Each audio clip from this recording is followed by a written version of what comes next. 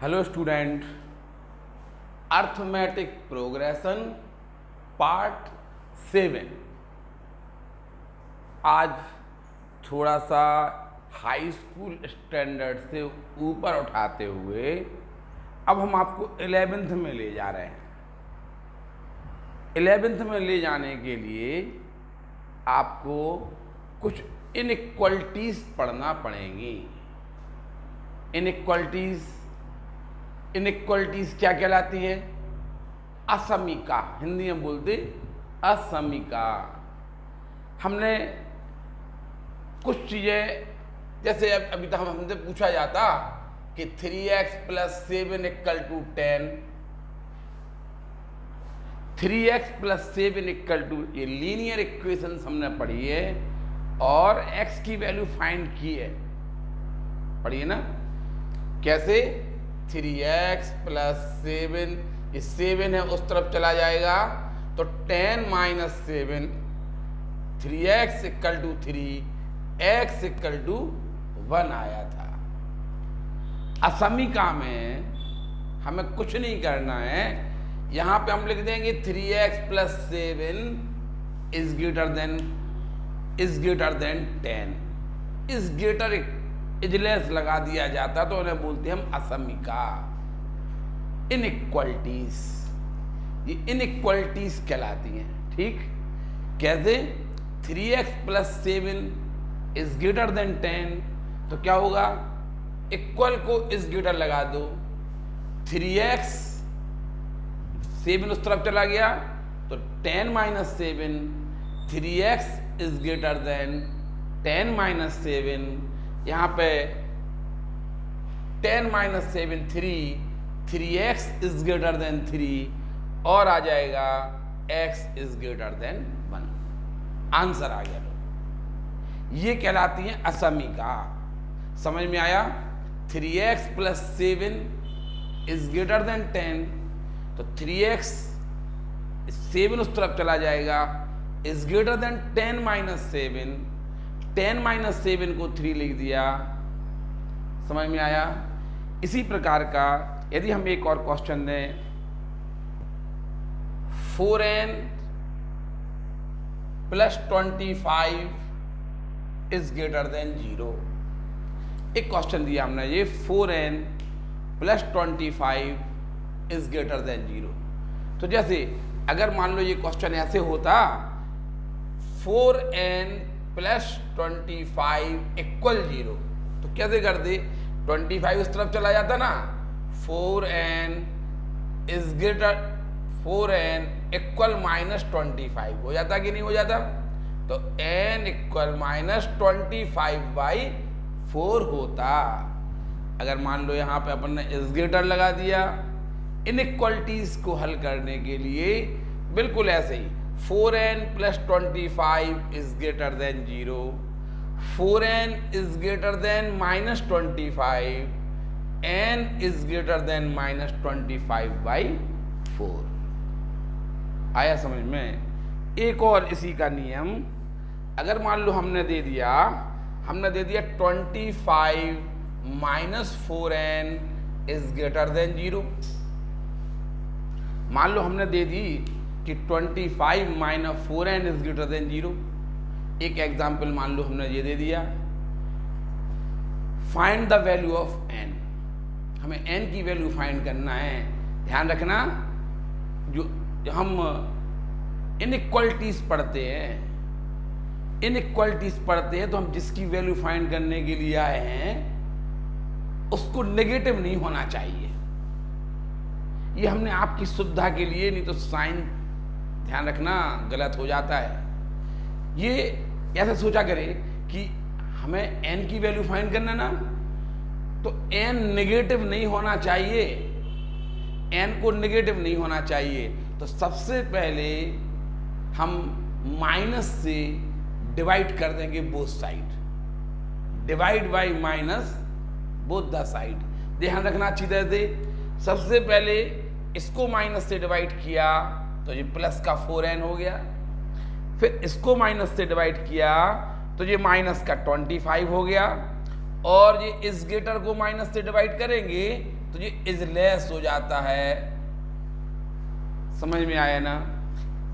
यदि हम n की वैल्यू फाइंड करने के लिए आए थे ना कि n की वैल्यू कितनी है, तो अपन लोग क्या करेंगे, एक हमें इनइक्वालिटीज दी थी 25 minus 4n is greater then 0।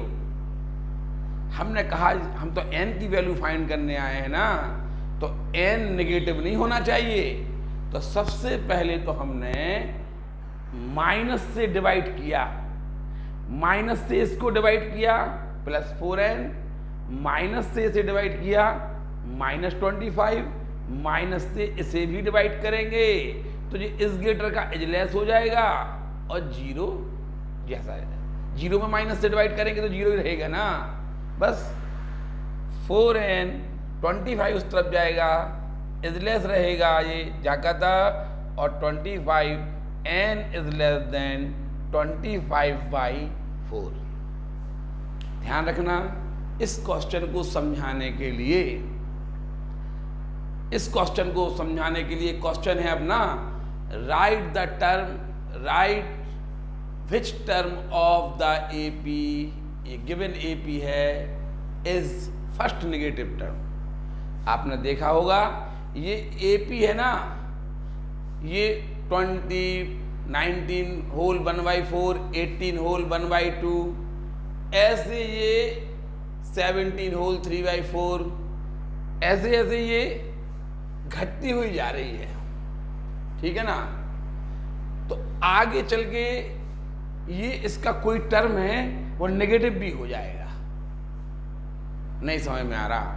जैसे हमसे एक क्वेश्चन पूछा जाए कि 5, 4, 3, 2 ... ऐसा लिख दिया, और क्वेश्चन पूछा जाए विच term of this AP, which term of this AP is the first negative term. पता है ना फर्स्ट नेगेटिव टर्म कौन सा होगा? 1 के बाद 2 के बाद क्या आएगा? 1, फिर 0, फिर माइनस, ये है फर्स्ट नेगेटिव टर्म। हम आंसर देंगे कि 7th टर्म है ना, 7th term we the first negative term of this AP. समझ में आया कि नहीं?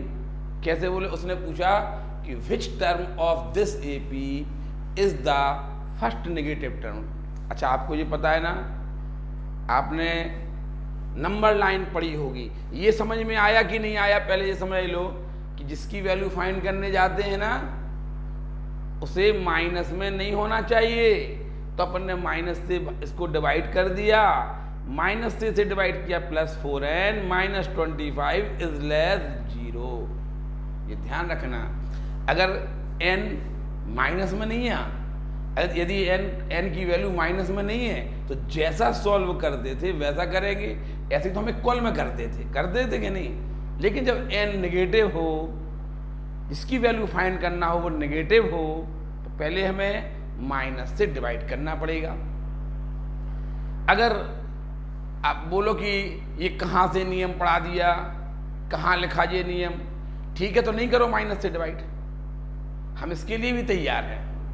लेकिन हमने अपना जो रूल बनाया कि हम ऐसा करते हैं, आपने कहा नहीं हम नहीं करने देंगे ऐसा, ठीक है तो एक एग्जाम्पल और, x minus 9 minus x is less than 0। मान लो आ गया 9 minus x is less than 0, ठीक, हम माइनस से डिवाइड नहीं करेंगे। ये माइनस उस तरफ जाएगा तो कैसा हो जाएगा ये बताओ? माइनस इस तरफ, ये माइनस का है तो उस तरफ जाके प्लस का हो जाएगा। तो हमने इसी को ट्रांसफर कर दिया उस तरफ, तो क्या आ जाएगा? 9 इज लेस देन x। पता 9 छोटा है x से, 9 इज लेस देन x, इसका मतलब क्या कहलाया? 9 छोटा है ना, 9 छोटा है ना x से, इसका मतलब x बड़ा होगा। नहीं आया समझ में? 9 इज लेस देन x, 9 छोटा है ना x से, 9 छोटा है x से, इसका मतलब x इज ग्रेटर देन 9 होगा कि नहीं होगा? ऐसे कर लो, नहीं तो माइनस से डिवाइड। क्या किया हमने? ये उस तरफ ले गए, प्लस x हो गया, ठीक। अब इससे कंडीशन क्या बन रही? 9 इज लेस देन x, 9 छोटा है x से, है जब 9 छोटा है x से तो फिर x से बड़ा नहीं होगा। समझ में आ रहा ना? राम श्याम से छोटा है तो इसका मतलब श्याम राम से बड़ा होगा। तुम अपने पापा से छोटे हो कि नहीं हो? तुम्हारी एज है पापा से कम है कि नहीं है? तो तुम्हारे पापा बड़े नहीं होंगे तुमसे। इतना ही से तो उदाहरण है। समझ में आया ना? वही 9 इज लेस देन x, 9 छोटा है x से तो x इज ग्रेटर देन 9। जब 9 छोटा है x से तो x इज ग्रेटर देन 9 होगा। अब ध्यान रखना, हम ऐसी असमीका का उपयोग करते हैं। इसके बाद हम आपको नंबर लाइन के बारे में बता रहे थे। हम आज आपको नंबर लाइन के बारे में थोड़ा सा समझा दें। देखो, नंबर लाइन हमने आपको बताई थी ये 0 1 2 3 4 डॉट डॉट आगे -1 -2 -3, ये नंबर लाइन कहलाती है। नंबर लाइन में जो भी राइट हैंड पे टर्म लिखा है वो अपने लेफ्ट हैंड के सभी टर्म से बड़ा होता है। ये तो पता है ना? 4 is greater then 3, right hand पे जो नंबर है ना वो अपने लेफ्ट हैंड के सभी नंबर से बड़ा होता है। 4 is greater then 3, 4 is greater than 2, 4 is greater then 1, 4 is greater then 0। यहाँ पे -4 लिख दो, -5 लिख दो और आगे भी ऐसा कर सकते। तो 4 इज ग्रेटर देन -5 जो नंबर लाइन पर होता है। ध्यान रखना, जो नेगेटिव नंबर होते हैं ना, नेगेटिव नंबर वो 0 से छोटे होते हैं। ये तो पता है कि नहीं? सब जो नेगेटिव नंबर हैं और 0 इनके राइट में है। जो भी नंबर लाइन पे अपने ये नंबर लिखा ना तो ये अपने लेफ्ट हैंड के सभी नंबरों से बड़ा होगा।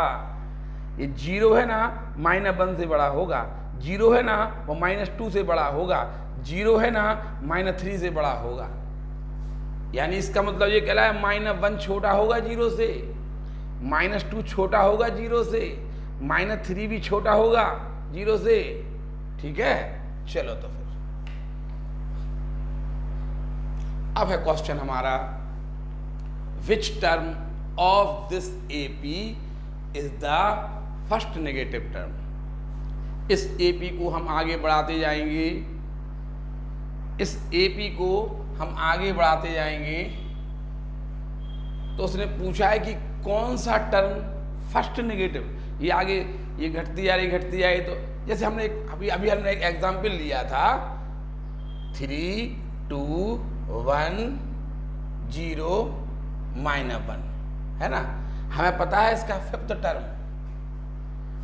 टर्म फर्स्ट नेगेटिव टर्म है। यहां से कर दो 4 5 लो, 4 5 4 3 2 1 0। अब उसने पूछा है कि ये एपी है, इसका फर्स्ट नेगेटिव टर्म कौन सा है? हमें नहीं पता। लो हमने डॉट डॉट लगा दिया। आंसर तो पता है ना इसका फर्स्ट नेगेटिव टर्म क्या है? अभी अपन ने बताया था फर्स्ट नेगेटिव टर्म आंसर हमें नहीं पता। हमने मान लिया let nth term be the first negative term of this AP, given AP. क्या मान लेंगे? Let nth term of the given AP be the first negative term. क्या मान लिया? उसने कहा कि इस एपी का फर्स्ट नेगेटिव टर्म कौन सा होगा। फर्स्ट नेगेटिव टर्म पूछा उसने। हमें पता है कि इसका फर्स्ट नेगेटिव 2 1 0 -1। इसका आंसर आएगा कि 7th term is the first negative term of this AP. 7th term first negative term होगा, ये हमें पता है। हमने मिटा दिया, हमें नहीं पता।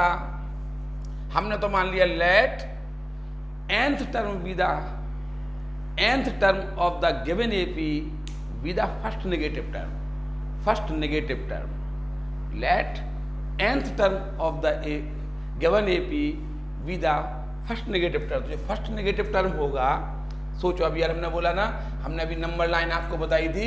नंबर लाइन में 0 1 2 3, तो ये है ना -1, जो फर्स्ट नेगेटिव टर्म है नंबर लाइन पे वो 0 से छोटा होगा कि नहीं होगा। देखो जो फर्स्ट नेगेटिव टर्म है, जो first negative term, second negative term, third negative term सभी 0 से छोटे होंगे कि नहीं होंगे। तो हम यहाँ लिखेंगे, हमने मान लिया let nth term be the nth term of the given AP be the first negative term. तो nth टर्म है ना, nth term first negative term है, लो ये nth टर्म हमने मान लिया, एक इमेजिन कर ली कि nth term of the given AP be the first negative term. तो इसका मतलब क्या है, nth टर्म है ना वो 0 से छोटा होगा। nth हमने मान लिया कि ये nth टर्म है ना, nth term be the first negative term. तो जो भी फर्स्ट नेगेटिव टर्म होगा, वो 0 से छोटा होगा कि नहीं होगा।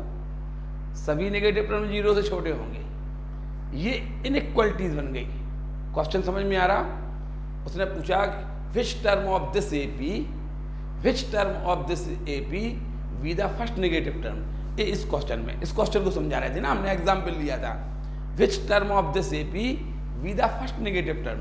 हमने मान लिया let nth term of the given AP be the first negative. जो nth टर्म है ना, nth term first negative term है, तो 0 से छोटा होगा कि नहीं होगा। तो जो nth टर्म है छोटा होगा 0 से, an इज लेस देन 0। अब an का फॉर्मूला लगा देंगे हम, a plus n minus 1 into D is less than 0। a कितना है 5, a लिख दिया ना 5 plus n minus 1 and d कितना है, d माइनस 1 है, d minus 1 is less than 0। क्या आएगा 5 प्लस माइनस 1 का n में मल्टीप्लाई करो तो -n, -1 का -1 में करो plus 1 is less than 0। 6 minus n is less than 0। दो रास्ते हैं हमारे पास, या तो इसको माइनस से डिवाइड कर दो, और माइनस से डिवाइड कर हमने बताया था, यदि हम माइनस से डिवाइड कर देते हैं, इसको माइनस से डिवाइड करेंगे तो ये प्लस का n आ जाएगा, माइनस का 6 और ये इस ग्रेटर हो जाएगा 0। इसका मतलब ये कहलाया n इज ग्रेटर देन 6। इसका मतलब n, ध्यान रखना यहाँ पे हमने आपको बताया था n पॉजिटिव इंटीजर होता है। n पॉजिटिव इंटीजर है, धनात्मक पूर्णांक है n, इसलिए इसका मतलब ये कहलाया कि n 6 से बड़ा, n इज ग्रेटर देन 6 से बड़ा इंटीजर। n क्या है यहाँ पे, n is greater then 6, n 6 से बड़ा इंटीजर है। बताओ 6 से जस्ट बड़ा इंटीजर कौन सा होता है, 7 होता है ना। इसका मतलब है n इक्वल टू 7, 7वां टर्म। अपन सबको पता है कि 7वां टर्म आंसर आएगा। फिर से करके दिखाएं, 2 1 0 -1। देखो फर्स्ट नेगेटिव टर्म 7वां है कि नहीं समझ में आया। ऐसे ही हमें एक क्वेश्चन दिया, समझ में आया ये। उसने कहा कि इस AP का फर्स्ट नेगेटिव टर्म कौन सा है, इस AP का फर्स्ट नेगेटिव टर्म कौन सा है। नेगेटिव टर्म है ऋणात्मक, पहला ये AP घटती जा रही है ना, तो इसका फर्स्ट नेगेटिव टर्म कौन सा आएगा। ठीक है, तो हम क्या करेंगे, हमने मान लिया, हम मान लेंगे लेट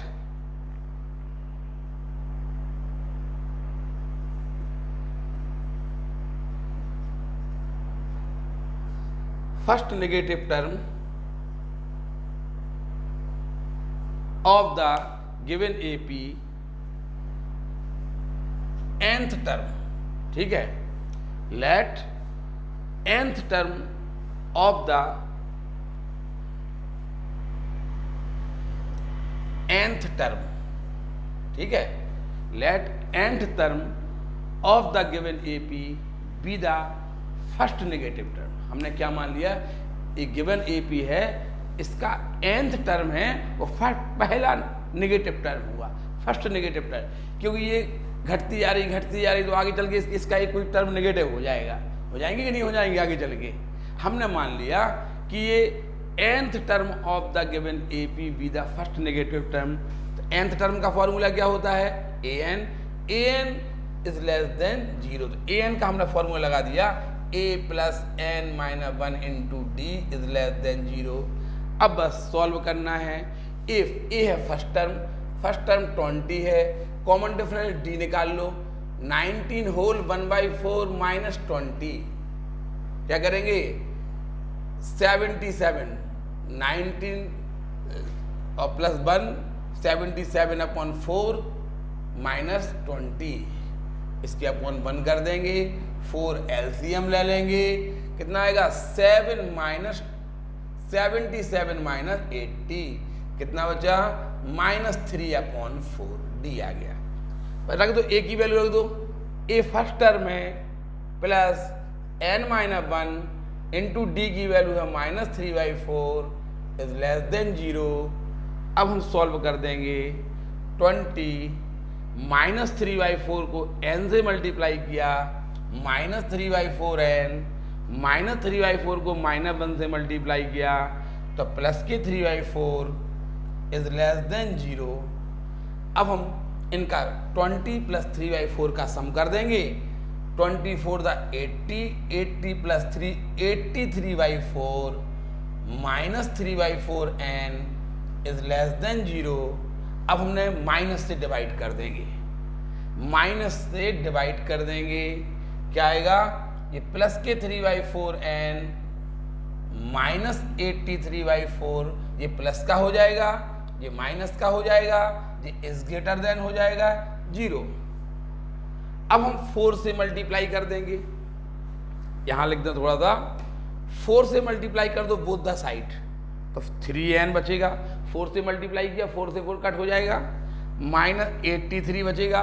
4 से मल्टीप्लाई करने से इज ग्रेटर देन 0 को 4 से मल्टीप्लाई करेंगे तो 3n is greater then 83, n is greater then 83/3।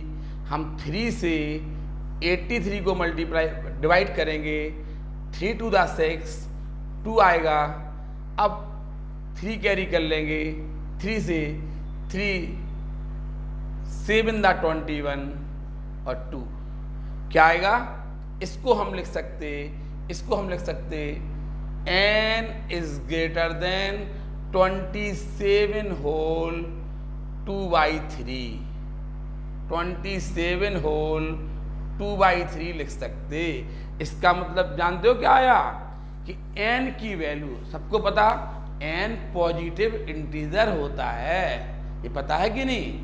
n धनात्मक पूर्णांक होता है, इसलिए उसने कहा n 27 होल 2/3 से बड़ा इंटीजर। क्वेश्चन ढंग से सुनो, हम क्या बोल रहे हैं?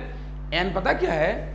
n है 27 होल 2/3 से बड़ा इंटीजर। बताओ 27 होल 2/3 से बड़ा इंटीजर 28 नहीं होगा? 20 से अच्छा ये बताओ 2 होल 2/3 अगर ऐसा होता कि n is greater than 2 whole 2/3, 2 whole 2/3, n चूंकि इंटीजर है, n इंटीजर होता है तो वो कह रहा है n बड़ा है 2 होल 2/3 से। इसका मतलब है कि n तो इंटीजर होता है, तो इसको अपने से पढ़ेंगे n की वैल्यू जो 2 होल 2/3 से बड़ा इंटीजर है, 2 होल 2/3 से बड़ा integer, 2 n is greater than 2 whole 2/3। तो अपन लोग क्या करेंगे? 2 होल 2/3 से बड़ा इंटीजर कौन सा होता है? 3 होता है, तो n इक्वल टू 3। ऐसे ही यहाँ पे है n is greater than 27 whole 2/3, इसका मतलब है n की वैल्यू 27 होल 2/3 से बड़ा इंटीजर है।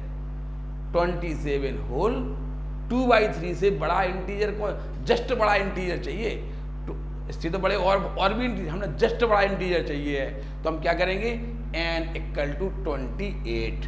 तो इसका मतलब है कि फर्स्ट नेगेटिव टर्म 28 आएगा। फिर समझ लें एक बार क्वेश्चन था which term of this AP is the first negative term. हमने फर्स्ट टर्म ए कॉमन डिफरेंस डी फाइंड कर लिया। अब कॉमन डिफरेंस नेगेटिव है तो ये आगे चल के इसका आगे चल के जो टर्म है वो नेगेटिव होने लगेंगे। उसने कहा फर्स्ट नेगेटिव कौन सा है, फर्स्ट नेगेटिव टर्म कौन सा है। हमने मान लिया let the nth term of the given AP be the first negative term. nth term है ना, फर्स्ट नेगेटिव टर्म है, तो हमने बोला था जो नेगेटिव टर्म है वो 0 से छोटा होगा। an का फॉर्मूला लगा दिया, a और d की वैल्यू रख दी, ठीक है। और फिर हमने -3/4 से अंदर मल्टीप्लाई कर दिया, ठीक है। ये इनका सम कर दिया, ये as it is less than 0 जाएगा। अब हमने क्या किया, माइनस से डिवाइड कर दिया तो ये प्लस हो गए, ये माइनस का हो गया, ये इस ग्रेटर हो गया। 4 से हमने मल्टीप्लाई कर दिया, 4 से इतना बचा, n इज ग्रेटर देन इतना आया। इसको हमने इससे डिवाइड किया, 27 होल 2/3 आया, 27 होल 2/3। n की वैल्यू क्या है क्वेश्चन, n की वैल्यू, क्योंकि n पॉजिटिव इंटीजर होता है तो हम बोलेंगे n 27 होल 2/3 से बड़ा इंटीजर है। n क्या है, 27 होल 2/3 से जस्ट बड़ा इंटीजर, 27 होल 2/3 से ठीक बड़ा इंटीजर 28 होगा। इसलिए 28th term with the first negative term of this AP, 28th term with the first negative term of this AP. आप इस क्वेश्चन को उतार लीजिए, फिर आगे देखें।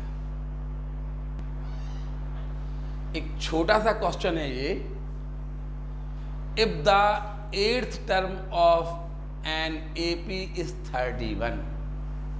क्वेश्चन है if the 8th term of an AP is 31 and the 15th term is 16 more than the 11th term, find the AP।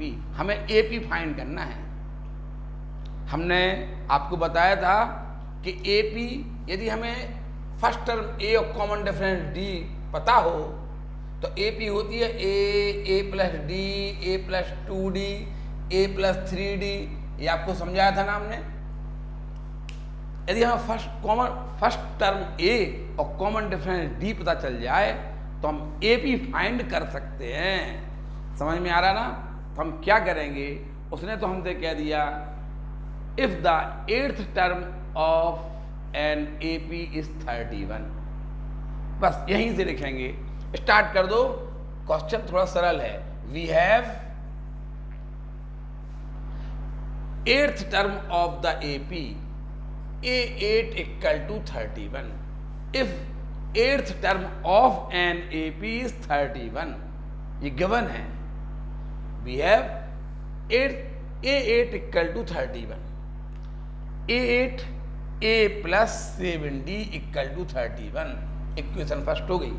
हमने आपसे पहले बोला था कि आप मान लिया करें let A be the first term of गिवन AP and D be the common difference. ये आप पहले मान लेना, क्योंकि ए और डी अपने A8 को लिखा A प्लस 7D, तो आपको बताना पड़ेगा A B the first term and D B the common difference of given AP. ठीक है, तो if the 8th term of an AP इज 31, 8th टर्म 31 है। 8th टर्म का फॉर्मूला होता है a plus 7D equal to 31।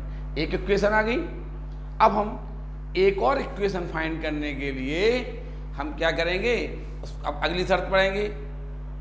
And एक तो हमें ये पता था, एंड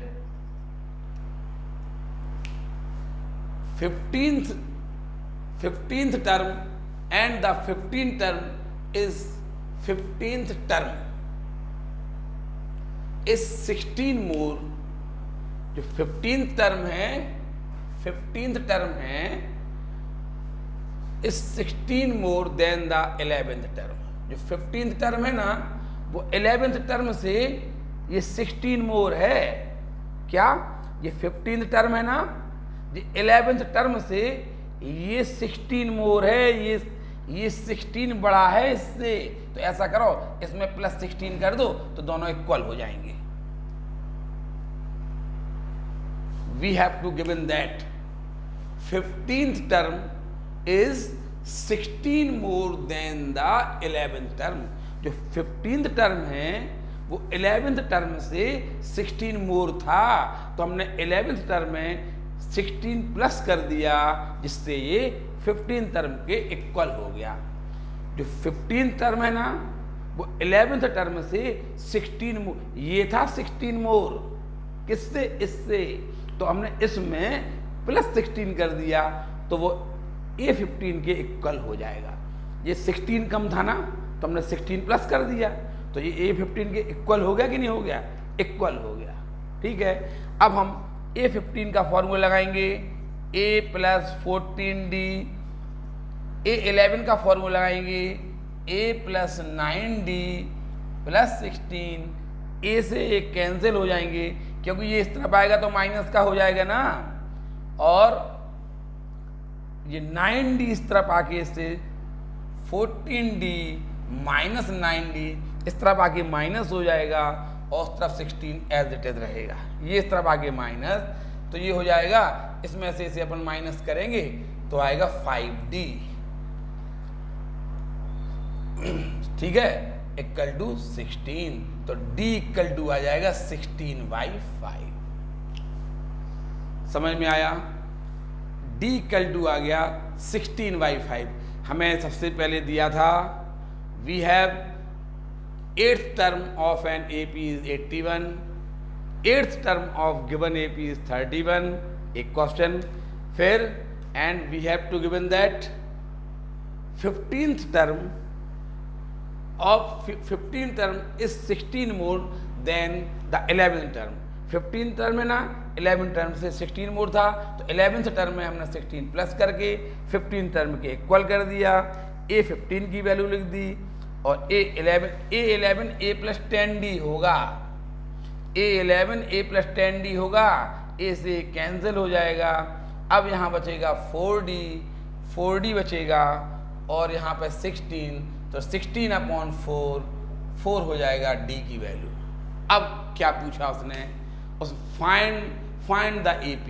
बताओ हमें A की वैल्यू कितनी मिल गई है, A की वैल्यू, अभी A की वैल्यू नहीं निकाली अपन ने, क्या करेंगे, तो ये D की वैल्यू निकली है 4, वो हम इक्वेशन 1 में पुट कर देंगे, पुट या substitute D = 4 in equation 1। Substitute D = 4 in equation 1। A + 7 × 4 = 31, A + 28 = 31, A = 3 आ गया। A = कितना आया, 3, और D कितना था, 4। D = 4 था। उसने पूछा था फाइंड द AP फाइंड करने के लिए हमने आपको बताया था, यदि फर्स्ट टर्म A दिया हो, कॉमन डिफरेंस D दिया हो, तो हम A और D की वैल्यू यहाँ पुट कर देंगे और हमें AP मिल जाएगी। A है 3 + D है 4, 3 + 2 × D का मान 4, और सो ऑन 3, 7, 8 + 3, 3, 7, 11, डॉट, और इस प्रकार से हमें AP ज्ञात हो जाएगी। ये क्वेश्चन भी आप लोग उतार लो। इसी टाइप का एक क्वेश्चन और, if the 8th term of an AP is half of its second term, we have, पहले तो आप ये लिख ही लोगे, let A be the first term of and D be the common difference of given AP। क्या लिख लोगे ना, A be the first term, A प्रथम पद है, and D be the common difference, और D common difference है of given AP। ये लिख लिया। इसके बाद लिखना, अब आपको कौन सी शर्त दी है, we have eighth term of AP, if the eighth term of an AP is the half of its second term, second term के हाफ के इक्वल है। फिर से देखो, first we have if the eighth term of an AP is half of its second term, जो eighth term of AP है ना A8, वो सेकेंड टर्म के हाफ के इक्वल है। Eighth term of an AP, eighth term है ना, वो सेकेंड टर्म के हाफ के इक्वल है। ठीक, अब क्या करेंगे, अपन लोग A8 का फॉर्मूला लगा देंगे, A प्लस 7D 1/2 और A2 होता है A plus D, second term. अब हम क्या करेंगे, 2 से क्रॉस मल्टीप्लिकेट कर देंगे, 2A plus 14D, 2A plus 14D equal to A plus D हो जाएगा।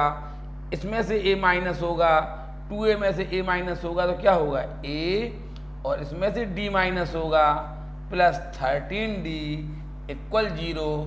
इक्वेशन 1 आ गई, ये A हो बचा और ये 13D, A plus 13D equation 1 आ गई है। अब हम इक्वेशन सेकंड के लिए लिखेंगे एंड। अब हमें दूसरी शर्त क्या दी है, अब हम वो पढ़ रहे हैं, and the 11th term exceed 1/3 of its fourth term। 11th term इसके फोर्थ टर्म से 1/3 of its fourth term by 1। फिर से देखो, and the 11th term exceeds मतलब बड़ा है। 11th term एक्सीड किससे बड़ा है, 11th टर्म किससे बड़ा है, 1/3 of its fourth term. 11th term fourth term के 1/3 से कितना बड़ा है, इक्वल टू by 1। नहीं समझ में आया, फिर से देखो, and the 11th term exceeds, 11th term बड़ा है, किससे बड़ा है, 1/3 of its fourth term. Fourth term के 1/3 से कितना बड़ा है, y1। जो 11th टर्म है ना, फोर्थ टर्म के 1/3 से कितना बड़ा है, y1, अर्थात 11th टर्म minus 1/3 of fourth term equal to 1। बस हम क्या करेंगे, A plus 10D minus 1/3 A plus 3D equal to 1। ठीक है, अब हम 3 से मल्टीप्लाई करे दे रहे पूरे इसको, 3 से इसको मल्टीप्लाई किया, 3 से मल्टीप्लाई किया प्लस 30D, 3 से मल्टीप्लाई किया तो 3 से 3 एक कट हो जाएगा, -1 का अंदर मल्टीप्लाई कर देंगे, -1 का मल्टीप्लाई कर देंगे 3D में, -3D इक्वल टू 3 का इसमें ही मल्टीप्लाई करेंगे 3 से हमने both side multiply by 3 both the side, multiplied by 3 both the side. तो हमने पहले 3 को इससे, 3 को इससे और 3 को इससे, 3 से 3 कट हो गया, -1 का अंदर मल्टीप्लाई कर दिया तो ये हो गया 2A और ये हो गया 27D इक्वल टू 3। एक equation 27D equal to 3, equation 2 आ गई है। A plus 13D equal to 0, ये इक्वेशन 1 थी, और 2A plus 27D equal to 3, ये इक्वेशन 2 है। अब हम इन दो लीनियर इक्वेशन को सॉल्व कर देंगे। हमने आपको बताया था कि यदि आपको लीनियर इक्वेशन सॉल्व करना हो, लीनियर इक्वेशन या तो A के कॉफिशिएंट इक्वल होना चाहिए या D के कॉफिशिएंट। इन इक्वेशंस में ना तो A के कॉफिशिएंट इक्वल है ना D के, तो हम क्या करेंगे, क्योंकि हमें एलिमिनेशन मेथड आती है, अगर हम चाहें यहाँ से इक्वेशन 1 को अगर हम ऐसा लिख दें, ऐसा A plus 13D equal to 0, तो A इक्वल टू क्या होगा, -13D, और इक्वेशन 1 को हमने A plus 13D equal to 0, तो हमने कैसे बना लिया इसको, 13D को उस तरफ ले गए, ए की वैल्यू डी के टर्म से निकाल ली, ए इक्वल टू माइनस 13D आ गया, और ए इक्वल टू 13D यहाँ पुट कर देंगे, ए इक्वल टू 13D यहाँ पुट कर देंगे तो हमें डी की वैल्यू आ जाएगी, और डी की वैल्यू यहाँ रख देंगे तो हमें ए की वैल्यू आ जाएगी। तो हम इस क्वेश्चन को ऐसे भी हल कर सकते हैं कि एक कहलाती है सब्स्टिट्यूशन मेथड, पढ़ाई होगी, इसे बोलते हैं सब्स्टिट्यूशन मेथड। सब्स्टिट्यूशन मेथड में हमने आपको बताया था कि ए की वैल्यू डी के टर्म्स में निकाल लो, ए की वैल्यू डी के टर्म्स में हमने निकाल ली। अब ए की वैल्यू जो माइनस 13D है वो 2 में पुट कर देंगे। Substitute A equal to minus 13D in equation 2, substitute A equal to minus 13D in equation 2। तो हम क्या कर दिया, ए इक्वल टू माइनस 13D हमने सब्स्टिट्यूट कर दिया, 2 into minus 13D plus 27D equal to 3। तो ये हो जाएगा minus 26D, minus 26D plus 27D equal to 3। तो ये प्लस का D बचा इक्वल टू 3। अब D इक्वल टू 3 1 में रख देंगे, इक्वेशन 1 से A equal to minus 13, D equal to 3, A equal to minus 39 आया। A और D की वैल्यू फाइंड हो गई है। अब हमें 15th टर्म फाइंड करना था, तो 15th टर्म का फॉर्मूला होता है A15 equal to A plus 14D। तो आप A और D की वैल्यू ये रख देना, एक A की वैल्यू है माइनस 39 और D की वैल्यू है 3, तो हमारा आंसर आ जाएगा। एक बार फिर से क्वेश्चन समझें, दिया है if the 8th term of an AP is half of its second term. जो 8th टर्म है सेकेंड टर्म का हाफ है। 8th टर्म का फॉर्मूला ये होता, सेकेंड टर्म का ये है, क्रॉस मल्टीप्लिकेट करके एक इक्वेशन बना ली, ए इक्वल टू माइनस 13D। अब सेकेंड अपन दिए थे अपने द 11th टर्म, जो 11th टर्म है एक्सीड माने अधिक है 1/3 ऑफ इट्स 4th टर्म। जो 11th टर्म है वो फोर्थ टर्म के 1/3 से कितना ज़्यादा है, ये 1 ज़्यादा है, यानी 11th टर्म minus 1/3 of 4th term equal to 1। 11th टर्म minus 1/3 of 4th term equal to 1।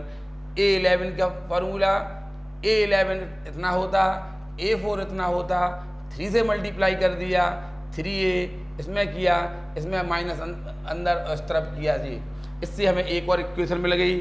अब हमने सब्स्टिट्यूशन मेथड लगाया, A equal to minus 13D इसमें पुट कर दिया, A equal to minus 13D हमने किया तो 2 into minus 13D plus 27D minus 26D plus 27D equal to 3।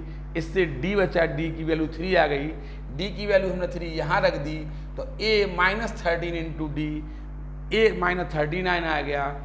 Find the 15th term. 15th term का फॉर्मूला A प्लस 14D होता है, हमने A की वैल्यू ये और D की वैल्यू हम वहाँ रख देंगे। इस प्रकार से हमें 15th टर्म भी ज्ञात हो जाएगा। ये आपका क्वेश्चन हल हो गया, इसको आप उतार लीजिए।